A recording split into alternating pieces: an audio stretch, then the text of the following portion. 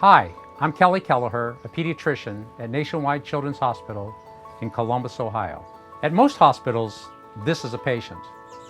But at Nationwide Children's Hospital, this is one of our most important patients, our neighborhood. Neighborhood effect syndrome, characterized by symptoms of poverty, including blight, housing insecurity, racial segregation, trauma, violence in poorly performing schools, and environmental toxins, has debilitating consequences on child health.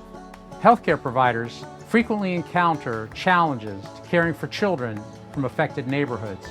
These children often experience poorer outcomes compared to their peers in unaffected neighborhoods. Historically, institutions have been largely ineffective in changing these outcomes with one child at a time tactics. The Southern Orchards neighborhood, right by the hospital, is one neighborhood ill from neighborhood effects syndrome. The neighborhood had high rates of poverty and violent crime. Houses were boarded up and vacant. You didn't see kids playing outside much. To improve outcomes for these children, Nationwide Children's leaders, with community partners, decided to address neighborhood effects syndrome by treating this neighborhood as a patient. In 2008, Nationwide Children's began collaborating with residents, government entities, and social service agencies to develop the Healthy Neighborhoods, Healthy Families initiative. This also coincided with the hospital assuming all financial risk for Medicaid children in this neighborhood, covering most of them through its accountable care organization.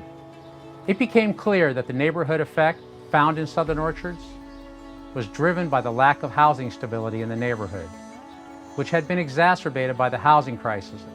Our collaboration committed to 5 therapeutic interventions to impact different segments of the neighborhood's housing market. First, the home repair program, home rehabilitation and home ownership, home construction program, an affordable rental housing program, and finally, home and career development building. This study describes the first $23 million from all the partners that's been invested in upgrading more than 300 homes to date.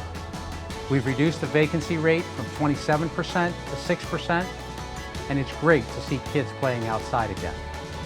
With partners, an additional $10 million has been invested for a 58-unit affordable housing complex with on-site workforce development training to help people in the neighborhood get jobs at the hospital and nearby employers to ensure income. Our next big challenge is to continue growing this initiative and to measure outcomes in the neighborhood. We want to continue improving the social determinants of health as one of the most important ways to help children.